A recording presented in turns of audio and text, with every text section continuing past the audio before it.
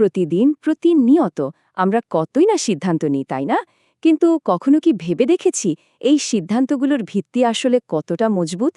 আবদুল্লাহ আল মামানের colours of the spectrum for teaching thinking থেকে নেওয়া আজকের এই ব্যাখ্যামূলক আলোচনায় আপনাদের স্বাগত।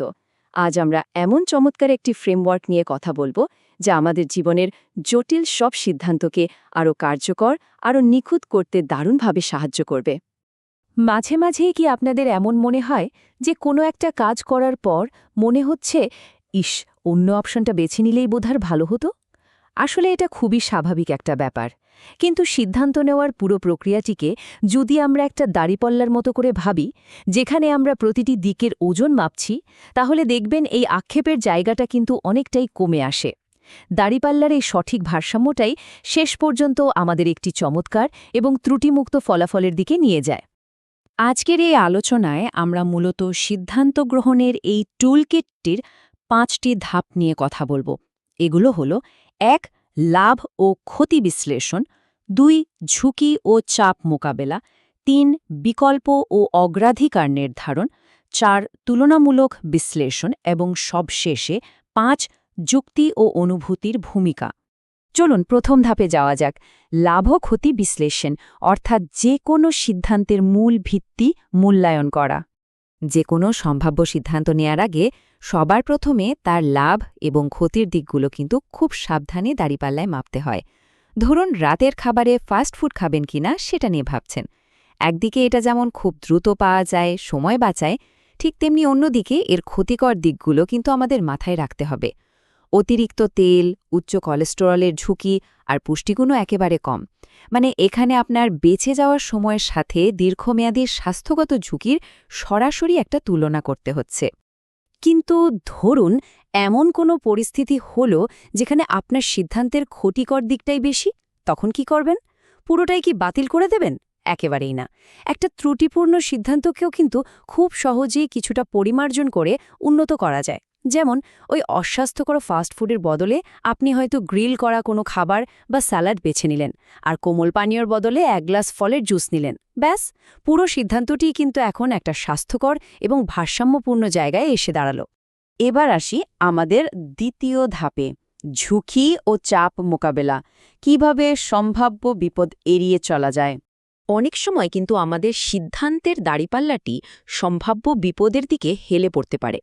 আর ঠিক এখানেই আমাদের চরম সতর্কতা দরকার। ভাবুন তো, প্রাকৃতিক সৌন্দর্য আর কোলাহল মুক্ত পরিবেশের কথা ভেবে গ্রামে চমৎকার একটা বাড়ি কিনলেন, কিন্তু কনকনে শীতে সেখানে গিয়ে দেখলেন বাড়িতে শীতকালীন কোনো হিটিং সিস্টেমই নেই।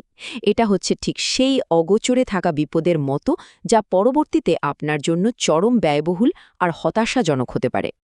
আবার বাহ্যিক চাপের কারণেও কিন্তু আমাদের অনেক সিদ্ধান্ত লাইনচ্যুত হয়ে যেতে পারে। বিশেষ করে বিক্রয় কর্মীদের কৌশলগুলোর কথা একবার ভেবে দেখুন। তারা হয়তো বিশাল কোনো ডিসকাউন্টের লোভ দেখালো, কিন্তু সাথে একটা শর্ত জুড়ে দিল, অফারটি কিন্তু আর মাত্র 10 মিনিট আছে। এই যে একটা কৃত্রিম সংকট তৈরি করা হলো, এটা কিন্তু আমাদের চিন্তার ভারসাম্য নষ্ট করে দেয় এবং স্থিরভাবে সিদ্ধান্ত নেওয়ার সুযোগটাই কেড়ে নেয়। ঠিক আছে, এবার চলুন তৃতীয় ধাপে এগিয়ে যাই, বিকল্প ও অগ্রাধিকার নির্ধারণ, বা বলা যায় আমাদের সম্ভাবনার পরিধি বাড়ানো। ধরুন আপনার মূল পরিকল্পনাটি হঠাৎ করেই ভেসে গেল, তখন কি করবেন? তখনই কিন্তু বিকল্প খুঁজে বের করাটা সবচেয়ে জরুরি হয়ে পড়ে। ভাবুন, একটা খুব গুরুত্বপূর্ণ ট্রিপে বের হবেন, আর ঠিক আগ মুহূর্তেই আপনার গাড়িটা গেল নষ্ট হয়ে। এই অবস্থায় হতাশ হয়ে বসে না থেকে একটু মাথা খাটিয়ে পরিধি বাড়ালে খুব দ্রুত কিছু ব্যাকআপ প্ল্যান তৈরি করা যায়। আপনি ট্যাক্সি ডাকতে পারেন, হাঁটা দূরত্ব হলে হেঁটে যেতে পারেন, বা কোনো বন্ধুর সাহায্য নিতে পারেন। আসল কথা হলো আপনার গন্তব্যে পৌঁছানো, আর এই বিকল্পগুলোই সেই লক্ষ্য পূরণের রাস্তা খোলা রাখে। আর যখন আমাদের বাজেট বা সম্পদ সীমিত থাকে, তখন কিন্তু অগ্রাধিকার নির্ধারণ করা ছাড়া কোনো উপায় থাকে না। উদাহরণ হিসেবে বলা যায়, একজন শিক্ষার্থী তার জমানো বা পুরস্কারের টাকা দিয়ে অনেক কিছুই করতে চায়, একটা নতুন ল্যাপটপ, কোর্স বা বাবা মায়ের জন্য সুন্দর একটা উপহার। কিন্তু টাকা তো সীমিত, তাই তাকে অবশ্যই একটা তালিকা করতে হবে। এখানে প্রাথমিক প্রয়োজন যেমন স্পিড রিডিং কোর্স বা বাবা মায়ের উপহারকে উপরের দিকে রেখে অপেক্ষাকৃত কম জরুরি জিনিসকে নিচের দিকে রাখতে হবে। এরপর আমরা এসে পড়েছি চতুর্থ ধাপে, তুলনামূলক বিশ্লেষণ। আপনার সুনির্দিষ্ট প্রয়োজনের সাথে বৈশিষ্ট্যের নিখুঁত সমন্বয় করা। আপনার সুনির্দিষ্ট চাহিদার সাথে সবচেয়ে ভালোভাবে মানানসই বিকল্পটি বেছে নিতে এই তুলনামূলক বিশ্লেষণ দারুণ কাজে দেয়। ধরুন আপনি একটা এসি কিনবেন। উইন্ডো এসি সস্তা, সহজে বসানো যায়, কিন্তু বেশ শব্দ করে। অন্যদিকে স্প্লিট এসির দাম একটু বেশি হলেও এটা একেবারেই শব্দহীন। এখন আপনার উদ্দেশ্য যদি হয় শান্ত পরিবেশে মনোযোগ দিয়ে পড়াশুনো করা, তাহলে একটু দাম বেশি হলেও কিন্তু ওই স্প্লিট এসিটাই হবে আপনার জন্য সবচেয়ে সঠিক সিদ্ধান্ত। আর আমরা পৌঁছে গেছি একেবারে শেষ বা পঞ্চম ধাপে, যুক্তি ও অনুভূতির ভূমিকা, অর্থাৎ আমাদের চূড়ান্ত সিদ্ধান্ত গ্রহণ। সিদ্ধান্ত গ্রহণের এই চূড়ান্ত পর্যায়ে এসে প্রমাণ এবং অনুভূতির মধ্যে পার্থক্যটা বুঝতে পারা কিন্তু ভীষণ জরুরি। প্রমাণ হচ্ছে সেই দৃশ্যমান বা পরিমাপযোগ্য সত্য যা একেবারে অকাট্য। অন্যদিকে অনুভূতি বা অনুমান হল আপনার অভ্যন্তরীণ একটা স্বস্তি বা মনের ভেতরের প্রতিক্রিয়া।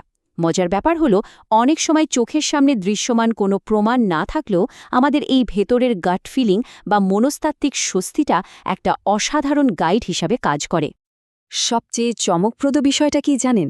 জীবনের বড় বড় এবং চূড়ান্ত সিদ্ধান্তগুলোর ক্ষেত্রে, যেমন ধরুন একটি নির্দিষ্ট ব্র্যান্ডের দামি গাড়ি কেনা, সেখানে যুক্তি এবং অনুভূতির একদম সমান সমান অবদান থাকে। একদিকে থাকে আপনার নিখাত যৌক্তিক কারণ, যেমন গাড়ির দাম বা ওয়ারেন্টি, আর ঠিক তার পাশাপাশি সমান শক্তিতে কাজ করে ওই ব্র্যান্ডটির প্রতি আপনার মনের ভেতরের একটা ভরসা বা স্বস্তির জায়গা। এই দুটোর অসাধারণ এক সংমিশ্রণেই কিন্তু একটি সিদ্ধান্ত তার পরিপূর্ণতা পায়। তাহলে আমরা দেখলাম কিভাবে এই জ্ঞানভিত্তিক টুলকিট অনুসরণ করে আমাদের সিদ্ধান্ত গ্রহণের দাঁড়িপাল্লাটি শেষ পর্যন্ত একটা চমৎকার ভারসাম্যে এসে স্থির হয়। এখন একটু ভেবে দেখুন তো, সুশৃঙ্খল যুক্তি আর আমাদের মানবিক অনুভূতির এই সতর্ক সংমিশ্রণ ভবিষ্যতে আপনার জীবনের পরবর্তী বড় সিদ্ধান্তগুলোকে কিভাবে বদলে দিতে পারে।